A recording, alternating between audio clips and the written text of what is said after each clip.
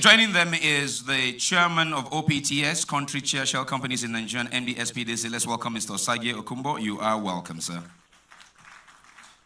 Also on the panel is the President, Nigeria LP Gas Association and Managing Director of Asico Energy Limited. Let's welcome Mr. Felix Ekundayo. You're welcome. Executive Director, Owando PLC, COO Owando Energy Services is here. Let's welcome Dr. Ainojie Alex Irune. You're welcome. The Group Managing Director of Techno Oil. He would give me a quick second. Changes. All right. The Group Managing Director of Techno Oil Limited, Mrs. Nkechi Obi, is on the panel. She's currently having some urgent meeting somewhere around, and representing her is the General Manager, Techno Oil. Let's welcome Daniel Isiocha. Daniel Isiocha, you are welcome. Mr. Daniel? Okay, Daniel is here. Daniel, you're welcome. Thank you very much. And to drive the conversation and help us get the wisdom and insights of this esteemed panel, I'd like to welcome the Managing Director and Chief Executive Officer of Elling Systems Limited, Ms. Charlotte Essiet. You're welcome.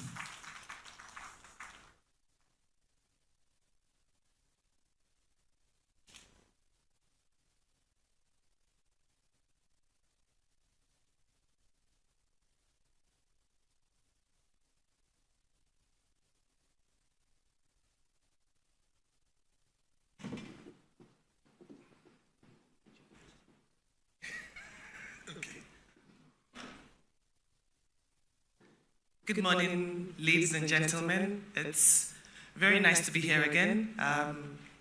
And of course, it's good I will be taking on the existing protocols as we dive into this fantastic panel. Fortunately, I think I'm the only female. And of course, this is basically to balance Madam Kechiobi.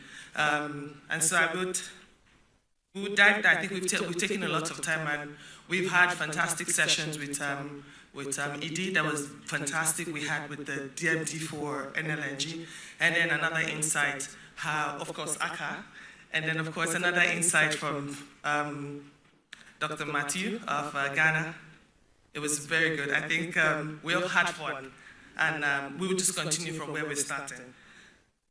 I basically would just go dive in. I think we've had so much of a round on what we're doing with gas from the year, now we're in the decade. And from a regulatory standpoint, and this question will be going to the representative for Mr. Mali Kiari.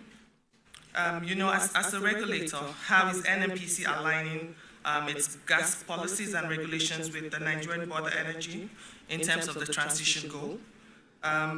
At the same time, what is the regulatory reform or initiative that NNPC is advocating for to attract investment and facilitate the commercialization of the gas resources across downstream? He's not here? Oh, shame. Okay, so I will just move to NUPRC, please. So from a regulatory, again, standpoint, how is NUPRC addressing the challenges and ensuring a level playing field for stakeholders involved in LNG, auto gas, LPG, CNG, and gas to power initiatives?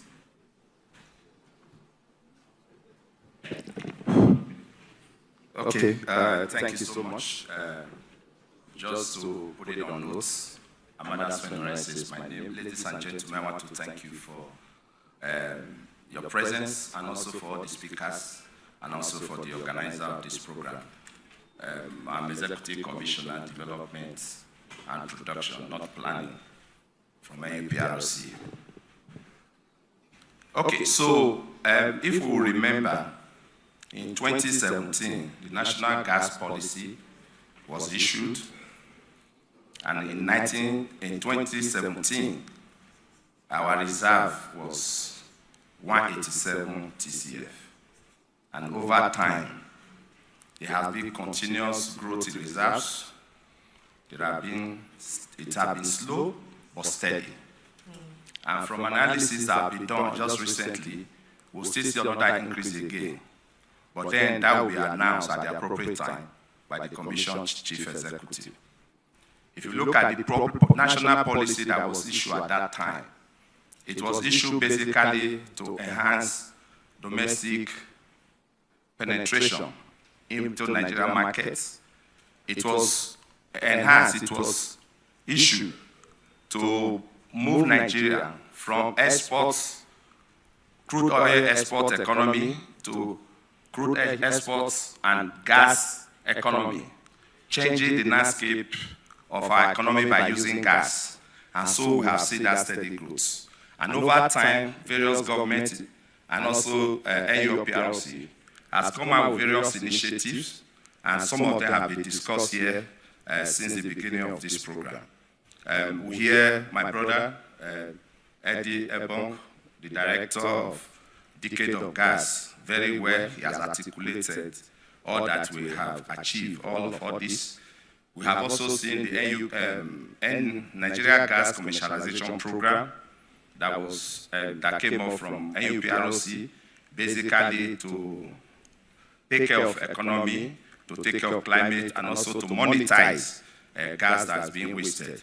We have also carried out a study where we have seen uncommitted gas, almost up to about 57 trillion cubic feet of gas. Presently, we are working how we want to unlock and start and bring out the value from that. There are also some other initiatives that the Commission has also put in place, because if you talk of gas, everybody is talking of production, but nobody is talking about how to increase it, how to bring in more reserves. But there are also initiatives as a regulator that we have put in place. We are looking at encouraging operators in the area of going deeper to see how you can get more gas and increase reserve. Because if you don't talk of reserve and we all focus on production, see how we can have LNG, CNG, time will come where we will not have to be lacking of gas. So on that note, the Commission is doing all that we can, especially enhancing our mantra of business enablement in using our regulatory instruments to enable business. Thank you so much. Thank you very much. Whilst we're enabling that business, I think it would be best now to go to the operators who are supposed to be getting it from you with the policymaker. And so, Mr. Okubo, please. As an executive in Shell, Shell has extensive experience in LNG and other gas-related projects globally. How is Shell leveraging that expertise and resources to support Nigeria's effort in LNG, auto gas, CNG, LPG, and gas-to-power initiatives? Sir. Yeah, thanks, Charlotte. Thank you, sir. Quite a lot you're expecting from me there. But I think the place to start before I delve into the Shell specifics is just to say, for years, you've heard somebody like me on this stage express quite some frustration about the lack of movement with this abundant resource that we have, 208 TCF discovered, and all sorts of constraints around the place, studies after studies. Nothing was moving. I think the place to start is that I have, in the past 6 to 9 months, seen some pretty decent progress. I think you listen to it essentially articulate end-to-end what is happening in this space. I think the whole initiative of the Decade of Gas has actually been a blessing to this country. So I want to first acknowledge that point, that you're not going to hear me start complaining. There are still constraints in the system. I think Aka Nwoke did a good job of essentially laying that out. But there's much progress, either from the perspective of the two regulators who are doing a great job, in my view, in taking on the responsibilities that came with the PIA, let's just say the NNDPRA, in terms of setting the price mechanism and just making sure they steward that space. Excellent progress there. The Minister of State for Petroleum Gas, together with the Permanent Secretary, had a great event on the 6th of February at the PTDF that brought all stakeholders together. and I've seen big push. So when you see the likes of Shell taking FIDs early this year, that Ed talked about earlier, these things are not accidental. And given where we are going, I'm a lot more confident that we finally are charting our path, both in terms of export and domestic. Yeah. Okay, now after that long diatribe, to your question. Shell at the global level is essentially the biggest in the world in terms of LNG. We are the global leaders in that. And one of our key heartlands on the LNG space is actually Nigeria.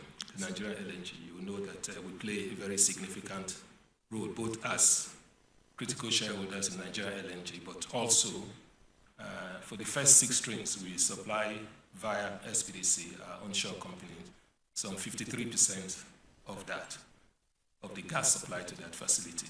And with the train 7, which is intended to grow the capacity of that plant by another 30%. Glad to have my colleague and friend Tony Atai here, who essentially midwife that effort. We are still in place to supply over half of the feedstock for that gas. So we are key players in Nigeria LNG. So when you hear us talk about rebalancing our portfolio, I'm still saying we will stay vested seriously in gas, both domestic and export. I expect to see over the next few months, with all the enabling conditions I'm seeing, a lot more FIDs coming out of the Shell space. I would be quick to add that the one area, and you heard me say that yesterday when I gave some remarks at one of the sessions, that we need to fix the issue of our abundant non-associated gas, NAG, which is 50% of our resources. But when we were dealing with the PIB, as it was called at the time, we decided to pack it because we said we'll come back to it. I think we are now struggling to come back to it. But we had some good messages yesterday coming out of the NUPRC chief executive, essentially saying we have some progress underway and we should be getting to a place where we can have the right fiscal environment in a very short time to be able to explore and develop some of those abundant resources. So I'll park it there for now. Thank you, Charlotte. Thank you, sir. Whilst we have just, please, you must. Whilst you have carefully spotted out a few words, and I'd like to go into the PIA, and of course, NAG being packed, I would also like to put this question to the authority, Kalu. You have to be fostering collaboration between agencies, industry players, and other stakeholders to streamline the regulatory processes and articulate the development of the Nigerian gas sector. What exactly should we be expecting from you?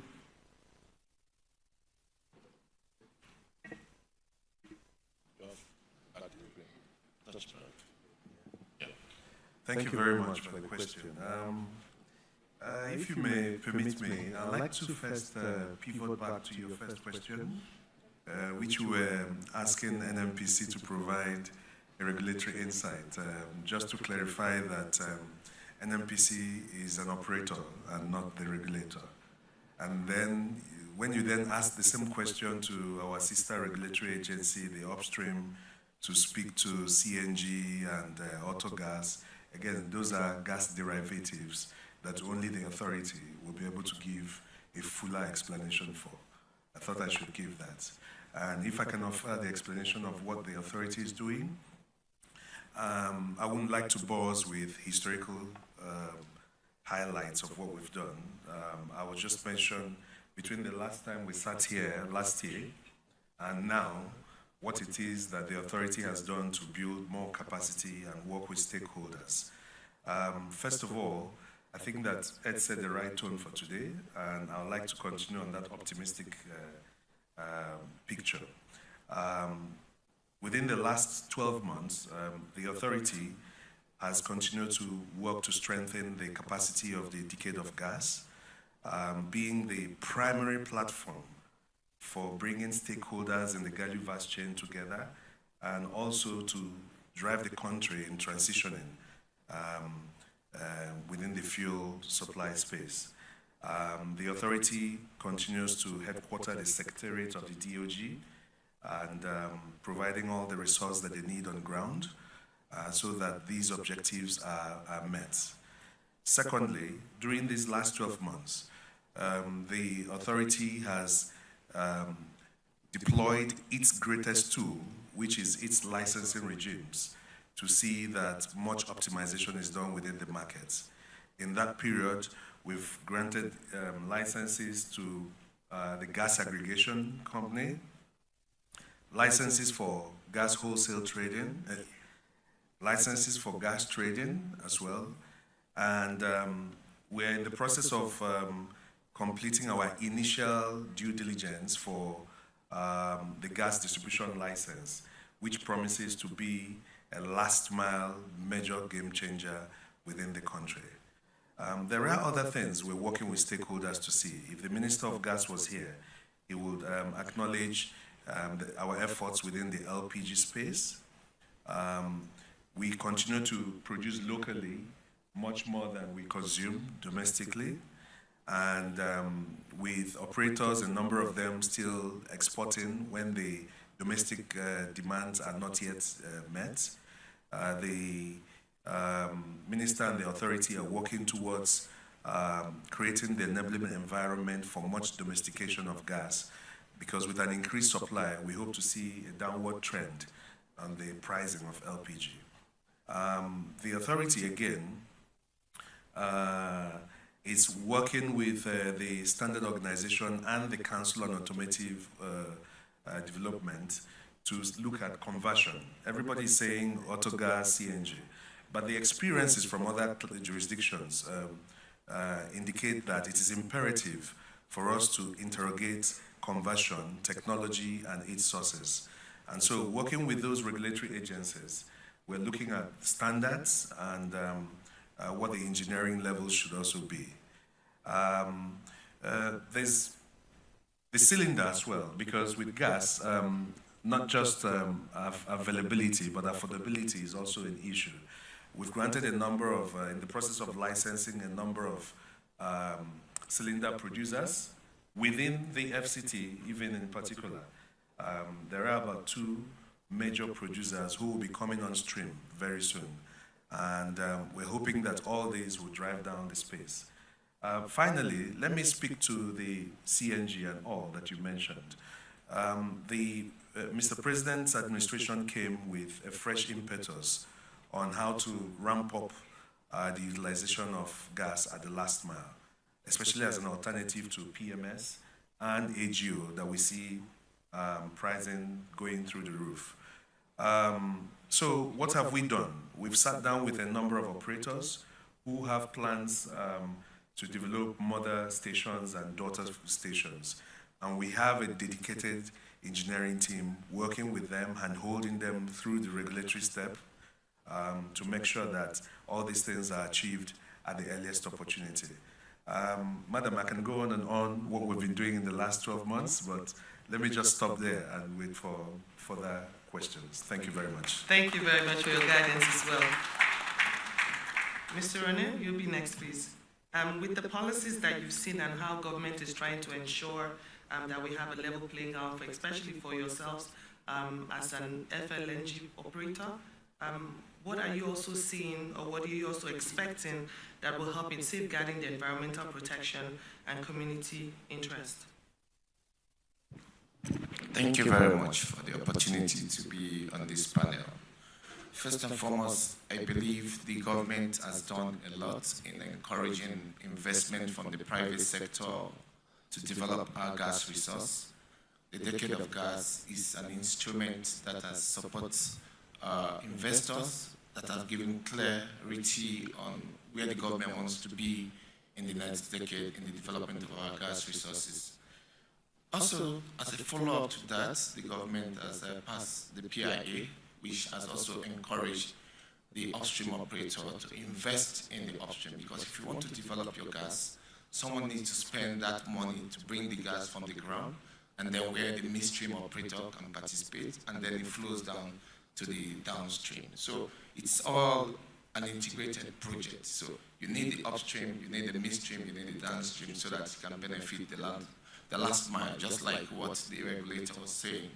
And we're quite pleased that the current administration has put a lot of focus on gas. And when the president came in, less than 50 days in office, we had the opportunity to visit him with our team of investors, and he gave a clear directive and said, look, we believe that, like the Honorable Minister for Ghana said, Nigeria should take the lead in Africa and others will follow. And he said at that meeting that he's highly disappointed that we have a lot of offshore gas that is stranded. There's technology to make it work. And we believe this technology has been proven, and that's why we will support Nigeria to lead Africa in terms of the floating LNG technology.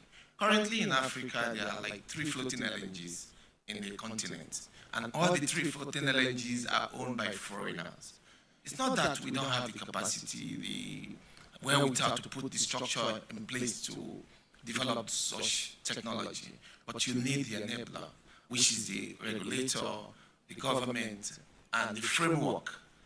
And we are pleased to say today that framework is in place. Like you're asking, the regulators are all working to achieve one goal, to achieve the decade of gas development. And that's why in the second quarter of this year, we'll announce the floating LNG FID for Nigeria. And we believe that by 2028, Nigeria will have our first floating LNG, indigenously owned Africa one. So, Honorable Minister from Energy Ghana, Nigeria is showing the way. We're leading the way because we believe that the only way to develop as an Africa, we must show to investors out there that we're serious and we're ready to attract that investment. And that's the reason we're putting the best foot forward. We're developing this project in line with international best practice. And we're pleased to say the regulators are supporting this project. The National Oil Company has taken a step further as an entity that is commercially driven. They've taken an equity on this project. They've taken a 20% equity. They've guaranteed the upstream part of it, which is the most significant part. Because if you put all this investment together and you don't have the feedstock, then you're going nowhere. Now, the government has taken a step forward. Nigeria requires close to 2 million tons of LPG per annum. And what are we doing? We're only having 50, there about 45% of that for Nigeria LNG. And the government says, look, we support this project, and we don't want you to export the LPG out of this project, domesticate it, bring that volume into the market. So at the end of the day, if we have a couple of these projects, Nigeria and the rest of Africa will be energy sufficient and independent, and that is the directive, and that is the way we're structuring it. And like you said, gas is huge investment, and it takes a lot to mature a gas project. If you are looking out to get certain volume in another 5 years, you need the planning to start from today. So we're very pleased to see that the regulators have done so well. Like the MD of Shell said, there need to be more backup in terms of, we have a lot of reserve, there must be clear paths to annex those reserves to the surface to enable other investors to tap into the gas revolution that is going on in Africa and Nigeria. And because the rest of Africa is waiting for Nigeria to, as an energy dependent from our resources. So we believe that we're going to do our best within the energy space, and we hope that with the support that we're getting from the government and the regulators and all the partners involved in the upstream, definitely we're going to see more development in the gas sector. And because the projects are viable, but you need someone to galvanize all the stakeholders to achieve the projects and to bring those gas that is required for the energy transition for the continent and the world. Thank you. Thank you, Mr. Irune. Whilst you were speaking passionately about the new face for yourselves, I liked where you picked about the LPG, and that's where I'll be going to Felix now. as the LPG gas has emerged as a viable alternative fuel source, how is the Nigerian LPG Gas Association advocating for policies, regulations that promote the adoption of autogas and LPG as sustainable solutions for transportation and cooking needs? Okay, thank you very much. My name is Felix Ekundayo, and I am the president of the Nigerian LPG Gas Association. So I'm glad the big boys got to speak first, so that we can now come in and tell you what it's like at the coalface. I'd like to thank the organizers, by the way, for putting me on the same panel as the true primary regulators in our industry. Whatever I did to offend you before, I will amend my ways, I can assure you.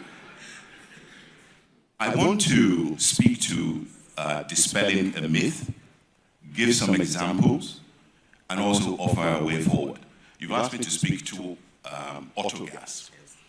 But dispelling the myth is to speak to, I heard the phrase earlier, and I like it.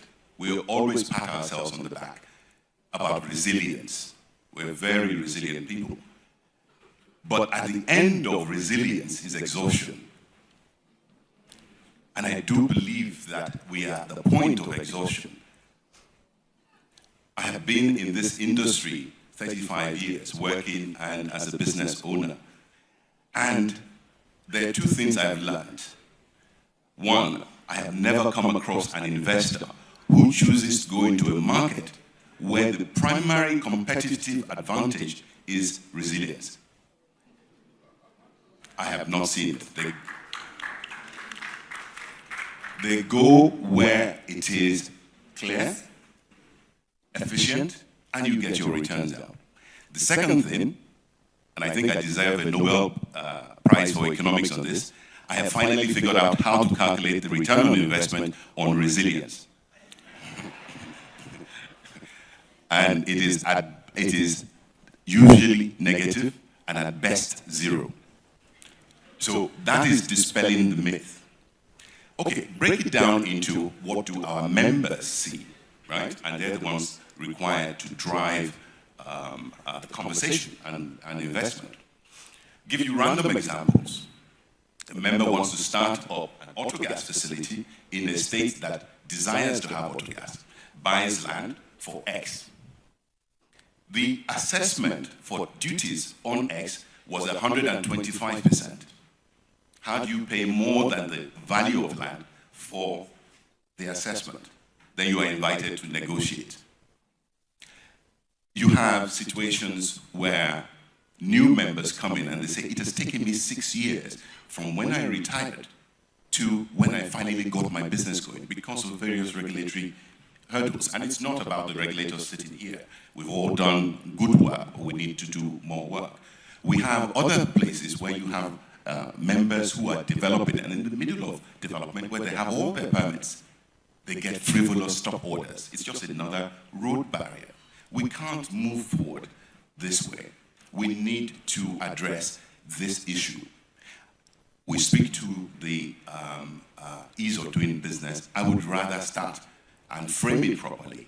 We need to reduce the difficulty of doing business before we can now start to say, how do we even make it easier?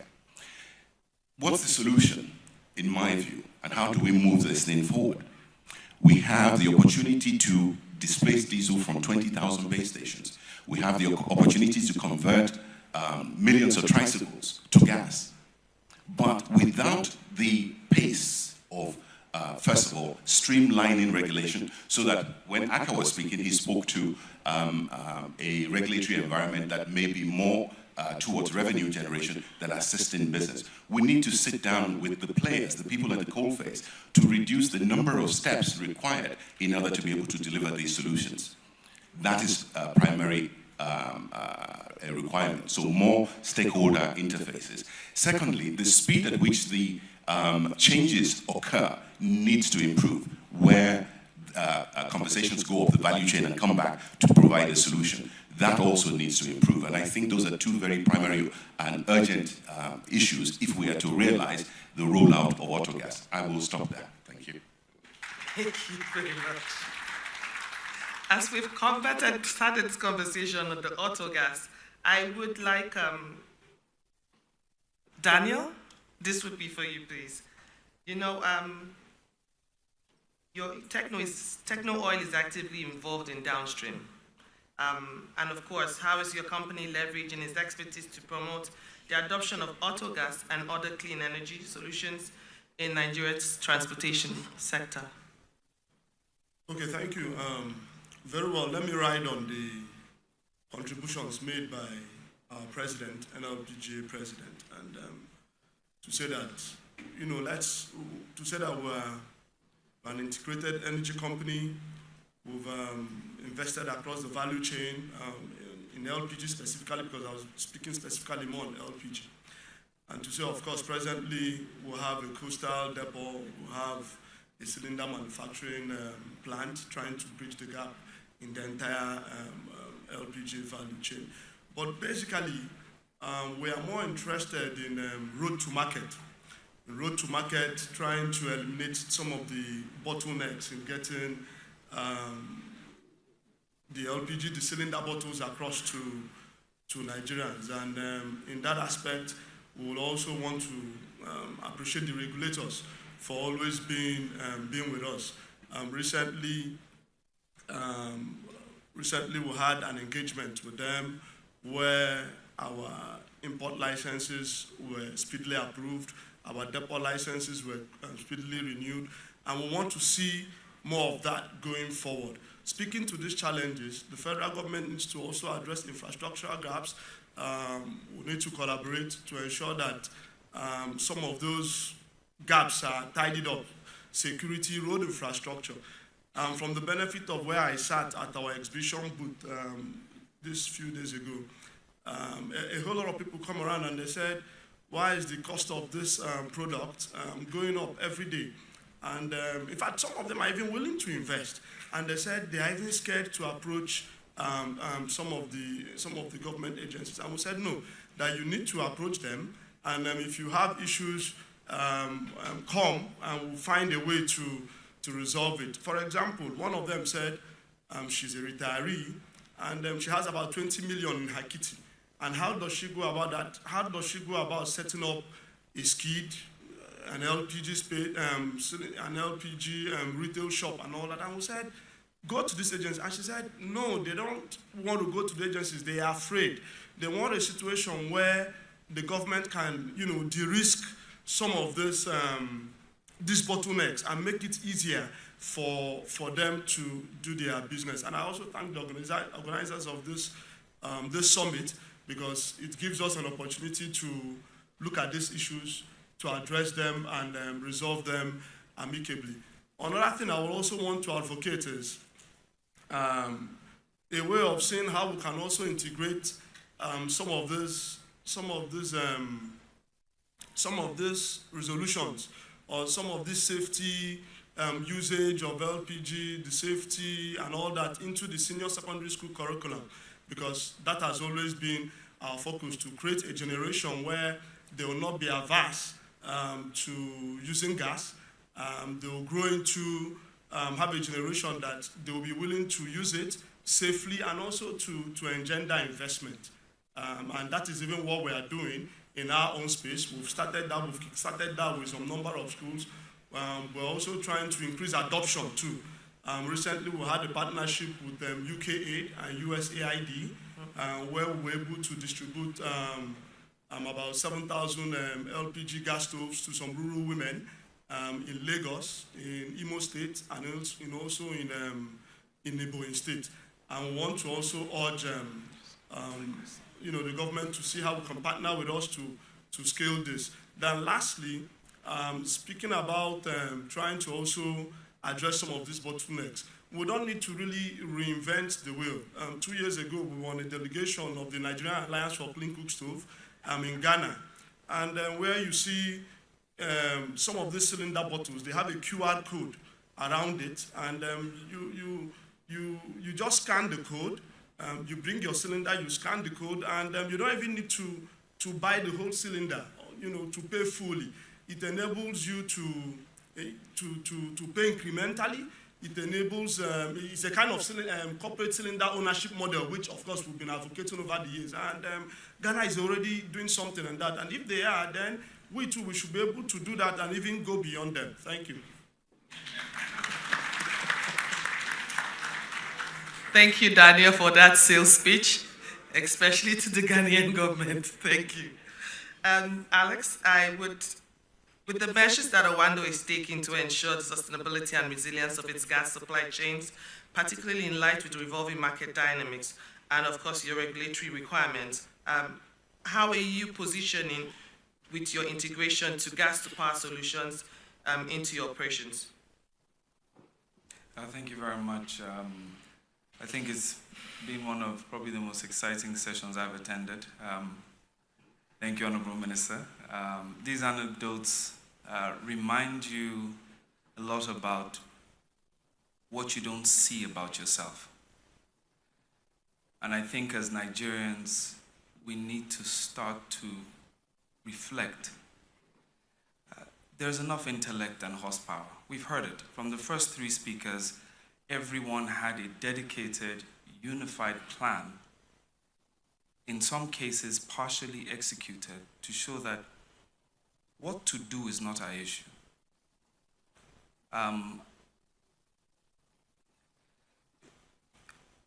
We think so we don't die. It's a very basic principle.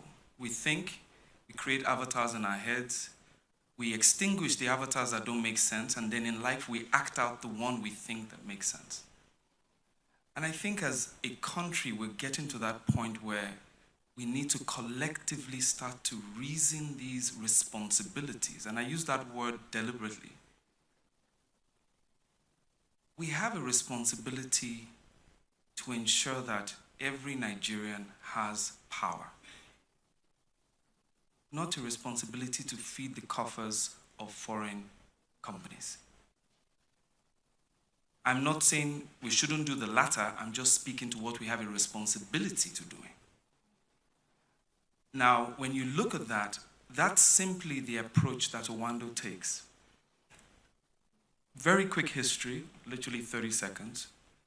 Through an acquisition of Unipetrol and Ajib Downstream, we created Owando, built the largest downstream company in 4 years with 500 filling stations across the country. 1 in every 5 vehicles filled with petrol in Nigeria was filled by an Owando filling station. We divested from that business into the midstream. We built almost 300 kilometers of pipeline, taking gas to factories, the likes of Nigerian breweries, Nestle. Locally in Nigeria, the Lagos gas pipeline that rolls all the way around and has that just ended up close to on Amadu Bello right now. That was a project that was done by now Accela, formerly Owando Gas and Power.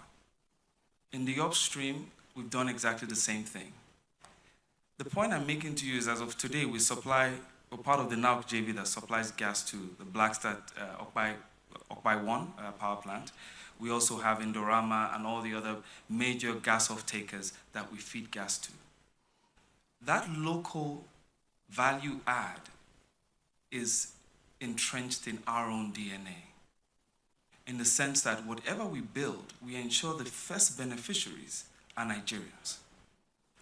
And this must be the way we approach not just the gas development, but a lot of the things we've spoken about over the past few days.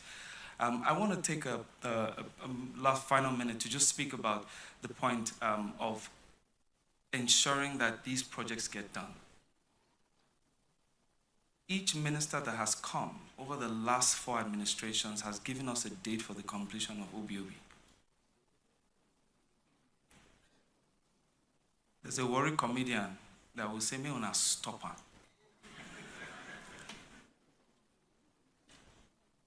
We can't move gas from east to west, 900 square kilometers, or 900,000 square kilometers of a country. So these are the fundamental problems we need to address. Pace. And I think one of the panelists spoke to that. How do we move things forward? In other parts of the world, and we're just having a quick chat before we came on, we look at our counterparts that do these jobs that we all do. They close by 3 o'clock.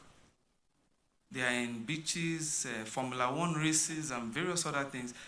None of us get any sleep. So, I mean, the point here is really the fact that we need to be, one, Nigeria-centric, two, understand what our responsibility is. And there is a clear dichotomy between where the capital is coming from and where the capital has to return to. And that speaks directly to the Energy Bank and Africa taking ownership of that development. We see today in Silicon Valley a lot of American millionaires willing to back local American companies. But we don't see the same in Africa. All our billionaires want to go and put our money on that side as well. So we need to come back home and realize that if you don't know, Honorable Minister, thank you for reminding us about what we are, but if you don't know, this is where the value is. It's just that you have been convinced and engineered over time to believe that you are the beggar of value, not the owner of value. Thank you.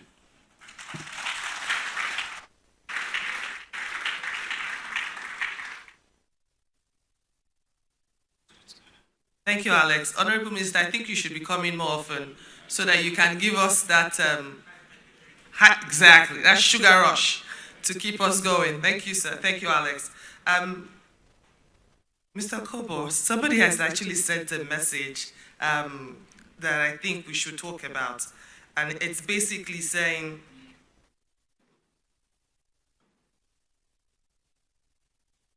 how can the IOCs get gas to LNG despite the challenges?